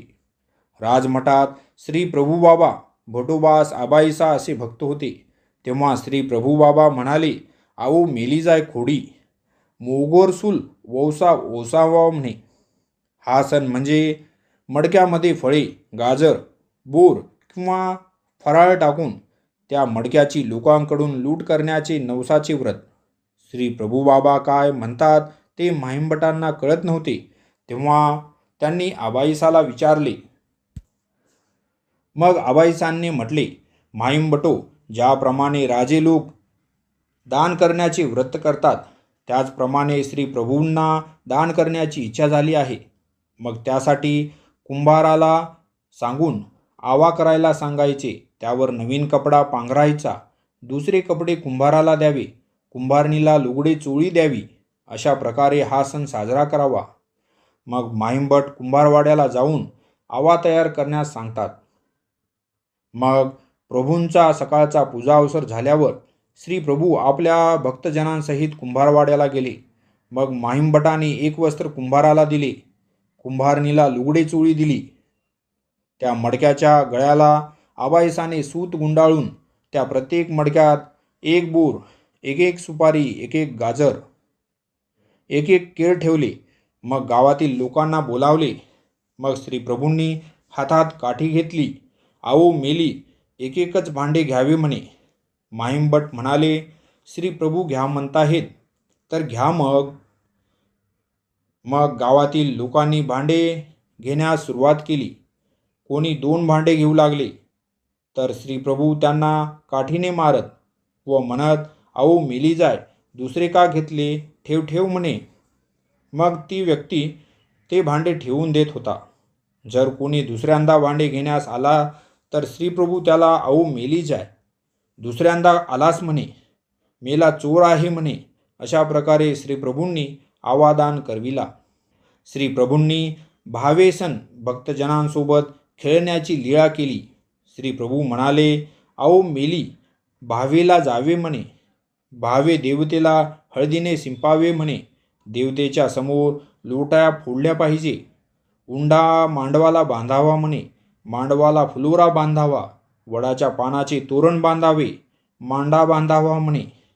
तेव्हा तेथे आबाईसा माता होत्या. आबाईसाने माहिमभटाला सांगितले की माहिमभटो, श्री प्रभूंना भावेचा सण करण्याची इच्छा झाली आहे. तेव्हा माहिमभट म्हणाले, चांगली गोष्ट आहे, सणाची तयारी करा. मग आबाईसाने वडे, मांडे, उंडे, हळदीच्या घाटा करून हळदीने कपडा पिवळा केला. लोट्यांच्या ओळी कुंभाराच्या घरून आणल्या. असे सर्व पदार्थ घेऊन भावे देवतेच्या पारावर गेले. श्री प्रभू भावे देवतेच्या ओट्यावर अनवाणी उभे होते. त्यांनी आबाईसाला कांबळ्याचे पांघरून घेण्यास सांगितले. आबाईसांनी भावे देवतेला स्नान घातले. हळदीचा घाटा देवतेला लावला. उंडा पाराला बांधला. उंडा मांडवाला बांधला. मांडवाला फुलोरा बांधला. वडाच्या पानाचे तोरण बांधले. मांडा बांधला. देवतेला नैवेद्य दाखवला. मग श्री प्रभू बाबा त्या ओट्यावर लोट्या फोडू लागले. श्री प्रभू बाबा दोन्ही श्रीकरात 2-2 लोट्या घेत व ठसठस करीत भावेच्या ओट्यावर लोट्या फोडायचे व गदगद करीत हास्य करायचे. तेव्हा आबाईसाने श्री प्रभूंना विनंती केली, जीजी आता पुरे करावे जी. श्रीकरी खापर रुततील. लोट्या फोडू नका जी. काही लोट्या ठेवाव्यात जी. तेव्हा श्रीप्रभू बाबा म्हणाले, सगळ्याच फोडाव्या म्हणे. तेव्हा श्रीप्रभूंनी सर्वच लोट्या फोडल्या.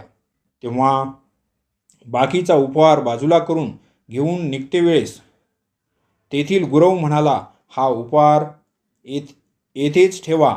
हा आमचा परंपरेचा मान आहे. तुम्ही का नेत आहात? तेव्हा आबाईसा म्हणाल्या, आम्ही नवस थोडीच केला आहे. हे श्रीप्रभूंच्या इच्छेखातर केले आहे. नैवेद्य काढून दिला तो तुम्ही घ्या. मग श्रीप्रभू म्हणाले, आओ मेली जाय. खोडीनी भावे शिंपली. आता दव्वे शिंपावे म्हणे. दव्वे म्हणजे पांढरी हरळ. मग आबाईसाने हळदीच्या घाटाने हरळ शिंपली. हळदीत भिजवलेला पिवळा कपडा देवतेला वाहिला. श्री प्रभू बाबांचे तेथे उकड आसन होते. आबाईसा या मातेने श्री प्रभू बाबांचा मूत्रनिरोध दूर व्हावा म्हणून वाजेश्वराला 5 कुडवाच्या पुऱ्या खीर आणीन असा नवस केला. जेव्हा श्री प्रभूंना मूत्रनिरोध झाला तेव्हा आबाईसा श्री प्रभूंना म्हणतात, घराचा उंबरा 7 वेळा ओलांडण्यासाठी सांगतात. तेव्हा श्रीप्रभू तसे करतात, पण तरीही निरोध फिटला नाही.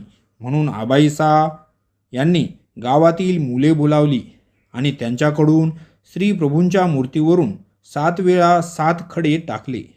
तरीही निरोध फिटला नाही. तेव्हा आबाईसाने राऊळांना विनंती केली, जीजी आता काय करू जी. तेव्हा श्री प्रभूंनी तिला वाजेश्वराला खीरपुरीचा नवस करण्यास सांगितले. मग आबाईसा म्हणाल्या, आगा वाजेया, श्रीप्रभूंचा निरोध फिटू दे. मग मी तुला 5 कुडवाच्या पुऱ्या खीर आणीन. मग श्रीप्रभूंचा निरोध फिटला. आबाईसाने 3 कुडवाच्या धान्यांची खीर केली. 2 कुडवाच्या पुऱ्या केल्या. असे 5 कुडवाचे अन्न केले. वाजेश्वराच्या दर्शनाला भक्तजनांसह आली. संकल्प केला. नैवेद्य दाखविला. सर्व भक्तजनांचे श्रीप्रभूंसोबत तेथेच भोजन झाले. मंडळी, ज्याप्रमाणे आई जसे आपल्या बाळाचे लाड पुरवते तसे इथे सर्व सेवादास्य आबाईसा करत आहेत. एकदा आबाईसा आजारी होत्या. त्यांना ताप आला होता. तेव्हा त्यांची चौकशी करण्यासाठी श्रीप्रभू गेले व म्हणाले, मेली नाही म्हणे, मरेल म्हणे. मेली न मरे म्हणे. तेव्हा आबाईसा म्हणाल्या, जीजी न मरावी जी. श्रीप्रभूंचे सेवादास्य करण्यासाठी होईल जी बापुडी. आबाईसांच्या पोटात दुखत होते. तेव्हा श्रीप्रभूंनी आपला श्रीकर ठेवला व दुखायचे बरे झाले. मग आबाईसांचे दुःख निवाले. मग त्या श्रीचरणास लागल्या. आबाईसा या मातेचा मोठा मुलगा सारंगपाणी भट वारला होता. त्या दुःखामुळे त्या रामसगावला राहिल्या होत्या. सर्वज्ञांच्या सन्निधान लाभले म्हणून ते दुःख दूर झाले. जे दुःख उरले होते ते श्री प्रभूंच्या सन्निधानात दूर झाले. असाच प्रसंग आहे. तो म्हणजे आबाईसाला आपल्या पुत्राची आठवण झाली आणि तिचे पोट दुखू लागले. तेव्हा श्री प्रभूंनी आपल्या श्रीकराने पोट स्पर्शून तिच्या पोटाचे दुःख दूर केले. तेव्हापासून आबाईसाच्या पोटाचे दुःख मुळासकट नाहीसे झाले. आबाईसाने श्री प्रभूंना एकदा विनंती केली की लहानपणी श्री प्रभू जे हात गोल गोल फिरवण्यासाठी लीळा करत होते ती दाखवाजी. तेव्हा श्री प्रभूंनी लीळा आबाईसा महादाईसा यांना दाखवली होती. एकदा एक ब्राह्मण भोजनासाठी आला. श्री प्रभूंनी त्याला भोजन देण्यासाठी सांगितले. तेव्हा आबाईसाने त्या ब्राह्मणाला उत्तम भोजन वाढलेले होते. जेव्हा श्री प्रभूंना विवाह स्वीकार करण्याची प्रवृत्ती होती तेव्हा त्या विवाहाचा सर्व स्वयंपाक आबाईसा या मातेने केला होता. कुठल्याही पदार्थाची कमी कधी पडू दिली नाही. अशी ही सुगरण वयोवृद्ध माता आबाईसा. ज्याप्रमाणे सर्वज्ञांच्या बिराडाचे रक्षण संचालन बाईसा मातेने केले त्याचप्रमाणे रुद्रपूरला श्री प्रभूंच्या सर्व क्रियेचे संचालन या आबाईसा मातेने केले. विचार करा मंडळी, हा विवाह सोहळा फार मोठा होता. आजूबाजूच्या सर्व गावातील मंडळींना अन्नदान केलेले होते. कोणतीही श्री प्रभूंची सेवा त्या मनाने करीत असत. सेवेत माहिमभटांचा पण फार मोठा वाटा होता.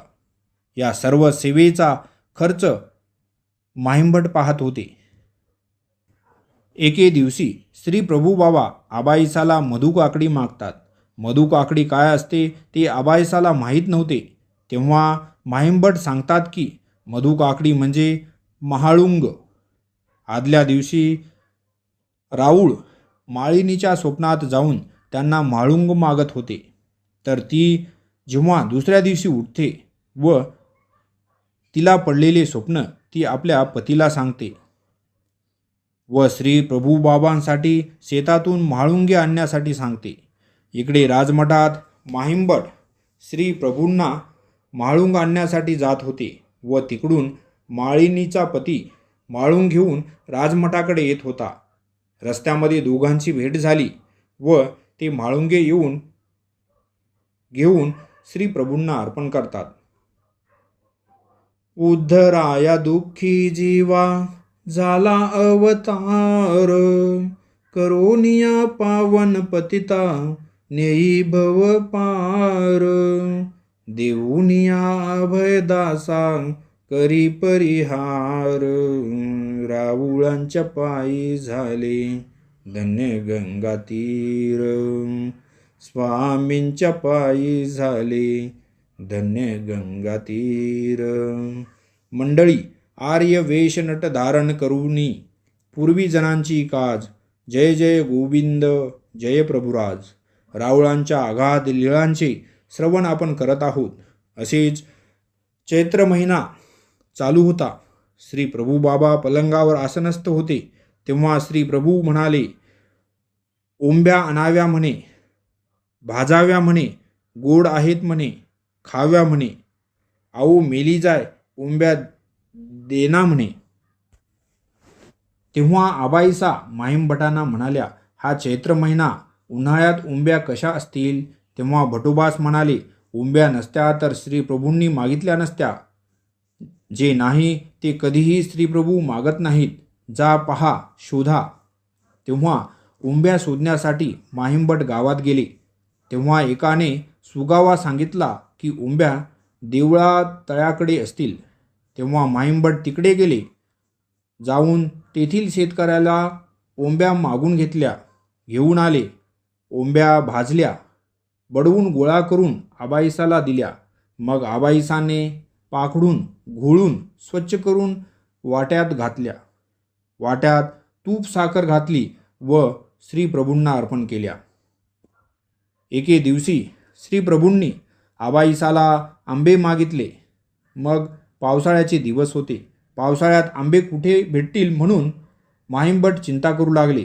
तेव्हा भटोबास म्हणाले, माहिमभटो, जर आंबे नसते तर श्री प्रभूंनी मागितले नसते. मग माहिमभट नगरामध्ये महाजनांजवळ गेले. तपास केला तेव्हा अचलपूरला लाखारबनात श्रावणी आंबे आहेत असे समजले. तेव्हा माहिमभट वाळूक देवोबा, कोथळोबा व भटोबास अचलपूरला गेले. लाखारबनात 2-4 आंब्यांच्या झाडांना आंबे होती. त्या झाडांना बोराट्याचे कुंपण केले होते. आंब्यांना वस्त्राच्या पिशव्या घातल्या होत्या. झाडाभोवती राखणदार बसलेला होता. तेव्हा माहीमभटांनी त्या राखणदारास आंबे विकत मागितले, पण त्याने ते देण्यास नकार दिला. कारण की ती आंबे राजाला मोजलेली होती, विकू शकणार नव्हती. जर विकलेच व राजाला समजले तर आमचे हात पाय जातील. तेव्हा भटोबासांनी कशा प्रकारे आंबे घ्यावे काढावे याचे नियोजन केले.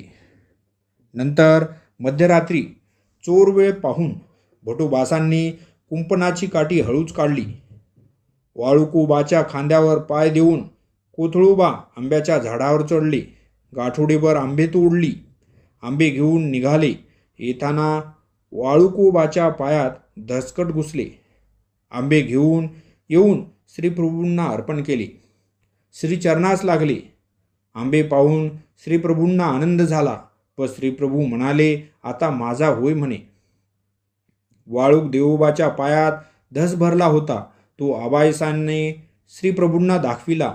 मग श्रीप्रभूंनी तांबूळ बांधण्यास सांगितले. मग वाळूक देवोबाचा पाय चांगला झाला. आंबे निवडून पिकलेले आंबे आबाईसाला दिले व बाकीचे आंबे गवतात थरावर थर लावून मांडून घातले. पिकलेली आंबे आबाईसाने धुवून स्वच्छ करून ताटात श्रीप्रभूंना अर्पण केली. श्रीप्रभूंनी मग आंबे खाल्ली. बाकीची आंबे जसजशी पिकतील तसतशी आबाईसा राऊळांना अर्पण करीत होत्या. कधी भात आंबे भोजन तर कधी आंब्यांचा रस व मांडे करून तूप साखर घालून भोजन करीत असत. अशाच प्रकारे साधनदाता भक्तांसमोर एक एक पदार्थ मागायचे व मागितलेला तो पदार्थ शोधून आणून देऊन देवाची प्रवृत्ती पूर्ण करीत होते. बाळ ज्याप्रमाणे आपल्या आईकडे पदार्थाची हक्काने मागणी करतो व त्याची आई वात्सल्याने त्याची ती मागणी पूर्ण करते, तसाच प्रकार येथे आपल्याला पाहण्यास मिळतो. अळर्क वसा म्हणजे तरवटा, वांगे, तोंडले, पेंडाळू, भाकरी, तुरी असे पदार्थ श्री प्रभू बाबा भोजन करतेवेळेस मागायचे व देईपर्यंत हट्ट धरून बसायचे. भोजन स्वीकार करीत नव्हते. जेव्हा तो पदार्थ त्यांना अर्पण केला तेव्हाच श्री प्रभू बाबा भोजन स्वीकार करीत असत. माथे पुढे जणू हट्ट करिता लळा पूरवी श्री प्रभूंची. भावश्रेष्ठ पाहुणी आबाईसांचा. भावश्रेष्ठ पाहुणी आबाईसांचा. आठवा हो देव आबाईसांचा. आठवा हो देव आबाईसांचा. मंडळी, पुढचा प्रसंग आहे लेकी जावई येती आहे म्हणणे. मंडळी, सावळापुराची लेक ही दैवहीन. तिचे आई वडील लहानपणीच वारले होते. तिची सासू व नवरा तिला मारायचे, सासूरवास करायचे. तिने रुद्धपूरला ईश्वर अवतार आहेत असे ऐकले होते. एके दिवशी तिचा नवरा तिला मारत होता, शिव्या देत होता व म्हणाला, जा तू दैवहीनाची दैवहीन. जर तुझे माहेर असते तर तुला तेथे नेऊन घातले असते. मग ती लेक रागारागात रडत रडत रुद्धपुराकडे निघाली. ती पुढे व तिचा नवरा मागे असे करीत रुद्धपूरला आले. इकडे श्रीप्रभू म्हणू लागले, आओ मेली जाय, लेक जावाई येत आहे म्हणणे.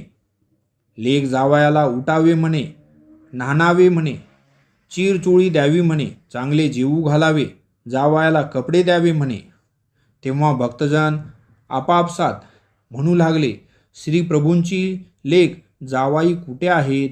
म्हणून त्यांनी आबाईसाला विचारले, श्रीप्रभूंना मुलगी आहे?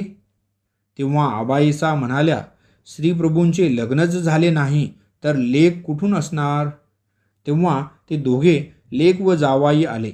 श्रीप्रभूंनी त्यांना क्षेमालिंगन दिले. श्रीचरणास लागले. आबाईसा या मातेने त्या दोघांना उठले, आंघोळ घातली. जावयाला उंच तिवईवर ताटात जेवायला वाढले. लेकीला जेवायला वाढले. 2-4 दिवसानंतर त्यांनी जाण्याची इच्छा व्यक्त केली. तेव्हा माहीमभटाने श्री प्रभूंच्या लेकीला साडी चोळी घेतली, जावयाला जाड दुहेरी वस्त्र घेतले, धोतर पागोटे घेतले. मग गावाकडे निघताना पुन्हा तिला न्हाणले. मग नवीन घेतलेली वस्त्रे नेसून ती श्री प्रभूंच्या श्री चरणास लागली. मग निघाले. तेव्हा माहीमभट म्हणाले, नायको, आता आमची लेक आहे, आता तिला सासूरवास करू नका. तेव्हा तिचा नवरा म्हणाला, आता कसला सासूरवास, तिच्यामुळे मला देव भेटला. अशा या भाग्यवान तपस्विनी आबाईसा माता, ज्यांनी आईचे सर्व कर्तव्य तेथे पूर्ण केलेले आपणास पाहण्यास मिळते. जेव्हा श्री प्रभूंनी औदास्य स्वीकार केले होते, तेव्हा त्यांच्या औदास्यांचा परिहार झाला तो फक्त साधाईसा यांच्या भेटीमुळे. जेव्हा साधाईसा थकून आली होती, तेव्हा तिला मातृत्व लावणे, खाण्यास पिण्यास विचारणे या मातेनेच कधी कमी केले नाही. औसा श्री प्रभूबाबांसाठी कानवले करत होती. कानवला करून पेज करून श्री प्रभूंसाठी अर्पण करायची व मग स्वतः जेवण करायची. पण श्री प्रभू भोजनाच्या वेळी ताटातील भोजन न करता ते अगोदर कानवला खात व पेवण्याचे भोजन करीत. मग माहीमभटांनी औसाला म्हटले, श्री प्रभूंचे श्रीमंत सकुमार भोजन आणि तुम्ही कानवला पेवणे आणता. श्री प्रभू अगोदर पेवण्याचे भोजन करतात व ताटातील पदार्थ भोजन करीत नाहीत. मग माहीमभटाने तिला कानवला व पेवणे आणण्यास मनाई केली. मग औसा रागात आपल्या गुंफेत गेल्या. श्री प्रभूंचे स्नान व पूजावसर झाल्यावर श्री प्रभूंनी ताटात कानवला व पेवणे दिसले नाही, म्हणून राऊळांनी भोजन स्वीकार केले नाही. तेव्हा आबाईसांनी माहीमभटांना सांगितले की श्रीप्रभू कानवले व पेवणे याशिवाय भोजन करीत नाहीत. तेव्हा भटोबासांनी माहीमभटाला औसाला समजूत काढून घेऊन येण्यास सांगितले. मग माहीमभट औसाची क्षमा मागतात त्यांना साष्टांग दंडवत घातले व त्यांना श्री प्रभूबाबांसाठी कानवला व पेवणे घेऊन येण्यास विनंती केली. मंडळी, देव हा भावाचा भुकेला. राजमठात भलेही त्यांना राज सकुमार भोजन असेल, पण देवाला भक्तिभावनेने अर्पण केलेले भोजन जास्त पसंत असते असे आपणाला या लीळेवरून समजते. दासीला मारावे पिटावे जी, पण ताटातील पोळ्या काढू नका जी. आता भोजन करावे जी. जेव्हा श्री प्रभूंना पोळ्या व्यवस्थित वाढल्या नव्हत्या, तेव्हा आबाईसाने श्री प्रभूंना विनंती केली व तेव्हापासून मग पीठ बारीक दळून श्री प्रभूंसाठी मऊ पोळ्या करीत. श्री प्रभू बाबांच्या सेवेसाठी तत्पर असणाऱ्या भक्त आबाईसा, माहीमभट, भटोबास कुठलीही वेळ असो भक्तजन सेवेत हजर असायचे. अशीच लीळा आहे. श्री प्रभूंना थंडी लागत होती व श्री प्रभू आपले श्रीकर दिव्यावर शेकत होते. तेव्हा आबाईसा म्हणाल्या, जीजी शेगडी करूजी. की दुसऱ्याच दिवशी लगेच माहीमभटांनी लोहाराकडून लोखंडी शेगडी करून घेतली. मग श्री प्रभू त्या शेगडीवर श्रीकर शेकत व मग निद्रा करत. आबाईसा या माता श्री प्रभू बाबांच्या सन्निधानी होत्या, म्हणून त्यांच्या बहिणी अकोसा, सामकोसा, गंगाईसा यासुद्धा राऊळांच्या दर्शनाला येत होत्या. आबाईसा या वयोवृद्ध मयाळू मातेने जेव्हा महादाईसाला सर्पदंश झाला होता, तेव्हा श्री प्रभूंना विनवून बोलावून आणून महादाईसांचे रक्षण करण्यासाठी विनंती केली होती. श्री प्रभू बाबांच्या सन्निधानी अनेक भक्त आले, जसे की महादाईसा, उमाईसा, साधाईसा. जेव्हा या भक्तांकडून काही चुकीचे वर्तन झाले तर श्री प्रभू कोप स्वीकार करून त्यांना भेडवत होते. तेव्हा त्यांचे रक्षण करण्यासाठी समोर जाणारी भक्त म्हणजे आबाईसा माता व या मातेचेच श्री प्रभू बाबा ऐकत होते. आबाईसा या श्री प्रभू बाबांची सेवा करण्यामध्ये हमेशा दंग झालेल्या असत.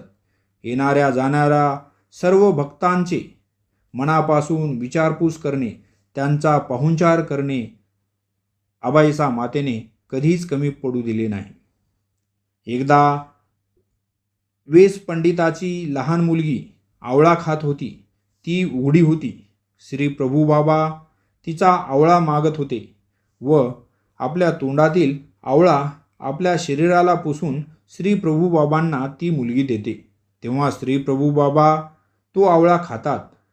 हे जेव्हा आबाईसाला ती छोटी मुलगी येऊन सांगते तेव्हा आबाईसा त्या मुलीला आपल्या जवळ घेते, आलिंगन देऊन आपल्या पोटाजवळ धरते आणि म्हणतात, तू दैवाची भाग्याची आहे की. एक वेळेस श्री प्रभूंच्या स्नानाच्या वेळी फार जोराचा पाऊस पडत होता. तेव्हा श्री प्रभूंच्या स्नानासाठी उशीर होत होता. तेव्हा आबाईसा श्री प्रभूंना विनंती करतात, जीजी खूप जोरात पाऊस पडत आहे. तेव्हा श्री प्रभूंनी आकाशाकडे पाहून आओ मेला जाय थांब ना म्हणे आणि खरोखरच पाऊस थांबला. मग आकाश निरभ्र झाले, ऊन पडले. मग श्री प्रभूंचे स्नान झाले. स्नान झाल्यावर राऊळ राजमठाच्या पटिशाळेत आले व म्हणाले, आओ मेला जाय ये असे म्हणताच जोराचा पाऊस आला. एक वेळेस रुद्धपूर येथे मोठा दुष्काळ पडला होता. पाऊस पडत नव्हता. अन्न महाग झाले. अन्न मिळत नव्हते. भक्तजन भिक्षेला गेले तर त्यांना भिक्षा मिळत नव्हती. मग सर्व लोकांनी भक्तजनांना श्री प्रभूंना पाऊस पडावा म्हणून विनंती करण्यास सांगितले. सर्वांनी मग आबाईसाला श्री प्रभूंना विनंती करण्यास सांगितले. जेव्हा आबाईसाने राऊळांना विनंती केली, जीजी पाणी गेले, लोक गडबडले, भिक्षा वाढत नाहीत, दुष्काळ पडला, भिक्षुक खूप पिडतात, जीजी तरी पाणी यावे जी. मग श्री प्रभूंनी म्हटले, आओ मेला जाय, पाऊस येईल म्हणे. तेव्हा कडक ऊन पडले होते. तेव्हा श्री प्रभू अंगणात उभे राहून वर आकाशात पाहिले. आकाशात लहानसा ढग होता. त्या ढगाकडे पाहून श्री प्रभूंनी आओ मेला जाय ये म्हणे, यावेच म्हणे असं म्हणताच आकाशात सगळीकडे ढग पसरले. आभाळ भरून आले. विजा चमकू लागल्या आणि जोराचा पाऊस पडू लागला. 3 दिवस अहोरात्र पाऊस पडला. मग सुकाळ झाला. मग तेव्हापासून सर्व लोक श्री प्रभू बाबांना राऊळ माय, राऊळ बाप, राऊळ समर्थ असे म्हणू लागले. एक वेळेस श्री प्रभू बाबा पलंगावर झोपले होते. पलंगावरून कानवडे होऊन ते खाली पाहात आणि आबाईसाला म्हणाले, बाहेर घाला ना म्हणे.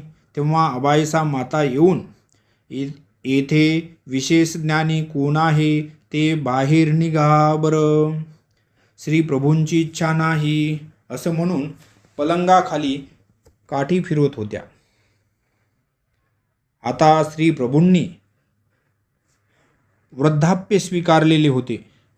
जेव्हा श्री प्रभू बाबा निजधामाला गेले तेव्हा त्यांची भक्त मंडळी यांच्यावर फार मोठा दुःखाचा डोंगर कोसळलेला होता.